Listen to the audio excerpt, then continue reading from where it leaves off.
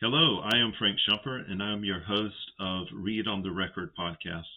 Dan is not able to join me today, so this will be a solo episode. What I wanted to do was create an entire video that's going to be dedicated to a series of questions that a bunch of attendees at the 4-day seminars have been asking me. What they've essentially been asking me, and what I'm doing is I'm summoning up a bunch of questions that have been asked over a series of several weeks, actually. And it normally goes like this. It's, hey, Frank, how can I use the Reid technique outside of law enforcement? Now, I would like to preface this by saying that the Reid technique can actually be used across a host of industries. It's not just law enforcement. Law enforcement, of course, is very effective with that, with your criminal investigations, identifying the truthful and identifying who is being deceptive with you during an investigation. But it can also be used in private investigations. Maybe you are an administrator. Maybe you are working in human resources. Maybe you are a background investigator. Maybe you're in charge of hiring new people. Believe it or not, we here at John Reid and Associates, we actually have an entire program called Hiring the Best. There will be a link of that in the show notes below. But I'm not talking about that specifically. What I am talking about, though, is I'm talking about more along, hey, non-job related functions. A student asked me, said, hey, Frank, if I'm out on a date, could I use the techniques that I learned in the class on that date to determine, if my date is being truthful or deceptive? Somebody else has asked me, they said, hey, I'm buying a house or I'm buying some kind of high asset value. Is there any kind of way I could use these techniques to see what's going on the other side? Maybe what they're thinking, maybe what they're feeling. And me and Dan have discussed addressing these questions in the future, but what I really wanted to do is kind of use this opportunity to lay out some of the groundwork of how we're going to be answering those questions moving forward. But the short answer is yes, and the long answer is no, believe it or not.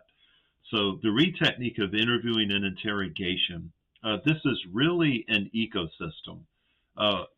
If you take a certain element of the Reid technique and you take it out of its environment, it can be effective, it cannot be effective, but everything that we teach, from separating an interview from an interrogation, the attributes that make up an interview and that make up an interrogation, behavior, principles of attitude, principles, of evaluating behavior, the three channels of communication, verbal, nonverbal, paralinguistic. All of these things are designed to play off of each other in an ecosystem. They are designed to be following a pretty strict and rigid format that fits into the overall architecture of a behavioral analysis interview. That's why a lot of Reid technique critics who are floating around out there, what they'll do is they'll take one attribute of what we teach, let's say behavior, and they'll say, oh, well, the Reid technique is wrong because the Reid technique teaches you to look at somebody's hands, to look at their eyes, to look at how they answer a particular question, and boom, you automatically know that the person is lying to you. That is not what we teach in the Reid technique. Everything that I just said is part of a behavioral symptom analysis, and it's designed, again, like I said, to fit into an overall ecosystem. So the short answer to a lot of questions that I've been getting is yes. I mean, you can use the Reid technique of interviewing and interrogation outside of a professional controlled setting. But I'm going to add a couple of caveats to what I'm about to tell you. Number one is going to be the core principles of the Reid technique. One of the things that you can use to apply to your outside non-professional social life is this, is always treat every subject you come into contact with dignity and respect. That's one of our core principles. It's one of our best practices. We do not teach to be insulting to people. We don't teach to be snarky, to be cynical. We teach to treat everyone, as though not like you were related to them, but treat people how you would want your friends and family treated by someone who was asking them questions in an investigative capacity. You wouldn't want that person being mean to them. You wouldn't want them to be insulting that person. So The core principle that we learn on day one of our seminar from the Reid Technique is always treat everybody with dignity and respect. And you can do that in your daily life. And as a matter of fact, on the internet, on X, on TikTok, on Instagram, you get a ton of these movements. Mitch Horowitz, he talks about 30 days of positivity, right? Positive thinking. Just take this positivity, dignity, and respect to even people you don't like, even people you may hate on a visceral level, but dignity and respect wherever you go. One of those core principles, when I took this class in 2014, I took that principle and I applied it outside of the Reid. I applied it in my daily interactions, in everything, my professional life, my personal life, all of that actually improved. So the attitude of the interviewer, you're going to learn about that on day one. We learn about how to build rapport. Rapport, I've always said, is trust, likability, and respect is what rapport building is. I recommend that when you interact with people, interact with them in a way that's going to build rapport. Do they trust you? Do they like you? And do they respect you? This is another way some of our core concepts can play out in your business life. It can play out in a board meeting. And thinking and speaking of meetings, when you look at our behavior portion of our course, behavioral symptom analysis, we talk about indicators that someone's being truthful or deceptive. And these are just indicators. Unlike our critics out there, we're not saying that you should be a human polygraph or you should be a human lie detector. Absolutely not. But every single person who's watching or listening to this video right now, I want you to ask yourself, when was the last time you had a conversation with someone and you realized that that person was checked out? You realize you're pretty much just talking to yourself. I've unfortunately experienced this a whole lot in my life, but maybe the person broke eye contact with you. Maybe they started to fidget a whole lot with their hands. Maybe they tried to interrupt you, but you knew this person wasn't listening to you. You were running a behavioral symptom analysis on that person. Plain and simple right there. If you attend our 4-day course, our seminars that's floating around out there, you can check us out on the website. You will get from our instructors a top-level elite education on how you can evaluate behavior in a formal structural setting. And by the process of osmosis, you will apply that in your life outside of the Reid Technique.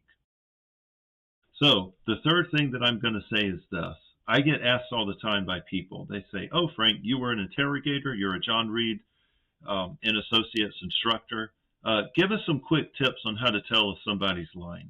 Now, if you check out YouTube, TikTok, Instagram, Twitter, you have all of these retired, feds, law enforcement, you name it, CIA, all floating around, 5 ways to tell if somebody's lying to you. First of all, a lot of their techniques, they've actually ripped from our seminars. We train a lot of retired law enforcement, military. We train a ton of people in North America. And when they talk about the punishment question, the second chance question, they talk about behavior, 3 channels of behavior. Just know that a lot of that material has come from the Reid course. It's come from our seminars. It's come from our books. Even though a lot of them won't say it, we know where a lot of this information has come from. And because of that, a lot of the information that they're giving you, it actually, I don't know how well it's going to work in real life. And again, I'm just kind of, going off the seat of my pants here, but outside of a controlled environment, a structured interview, our methods aren't going to be that effective if you're just having a board meeting and you want to tell if someone's being deceptive or not with you. But there are a couple of takeaways that you could get. And this is, I think, where I'm going to make this a relatively quick video, but I am going to say this. The number one way to tell, and this is just an indicator, it doesn't mean the person's lying, okay?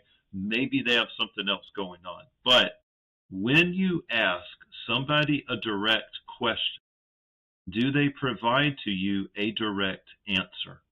If you ask them a yes or no question, do they say yes or no in their response? Or do they go on in a rambling way, a blathering way? Do they have qualifiers, memory qualifiers, omissions? Do they have a lot of space filler in there? What exactly are they trying to say and are they trying to get across? That would be the key takeaway that I would have. When you ask someone a direct question, do they provide a direct answer? The gentleman in class that asked about dating, he asked about how to use the Reid technique of interview and interrogation in your dating life. My answer to that is this: is if you're out on a date, you meet a girl or you meet a boy or whatever, if you think that person's being deceptive with you, if you think they're hiding something, just cut sling load and end the date. I mean, why would you try and use our methodology on them?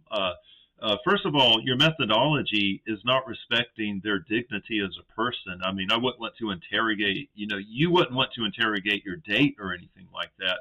So just cut sling load on them. But with that being said, I kind of get the gist of the question.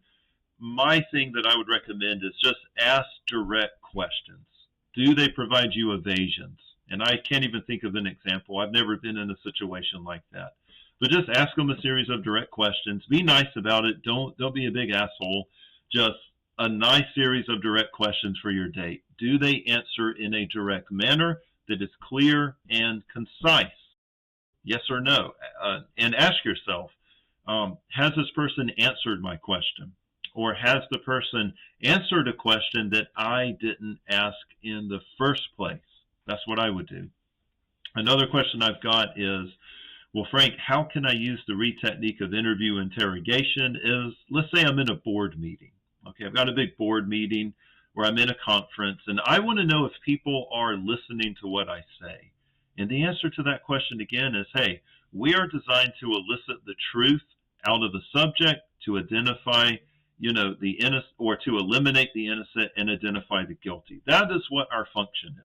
Okay. Now, can you take a bicycle that is designed to ride in a mountain and race it on a street? Certainly, and vice versa.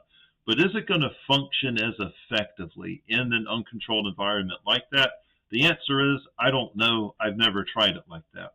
But again, we learn about behavior. We learn about the 3 channels of communication. As I tell a lot of the attendees at the seminars, make the Reid technique your very own. Figure out a way to make it work in these other types of circumstances out there. Under no circumstances would I recommend an interrogation of someone in your private life. I mean, what are you going to do? Hey, Joey, I have here the results of me snooping through your laptop, and here's what I wouldn't even worry about it, something like that. Let the pros handle that kind of stuff there. But me and Dan Malloy, I will be pulling on his superior level of experience to answer some more of these questions out there. And hopefully we'll have some more solid examples out there for you. But I look forward to your questions. And if you have questions, please feel free to send them to me at reidontherecord@gmail.com. I love Gmail. I love it so much. It is a great email service. I've got it for that very reason, dedicated to this podcast, this YouTube channel.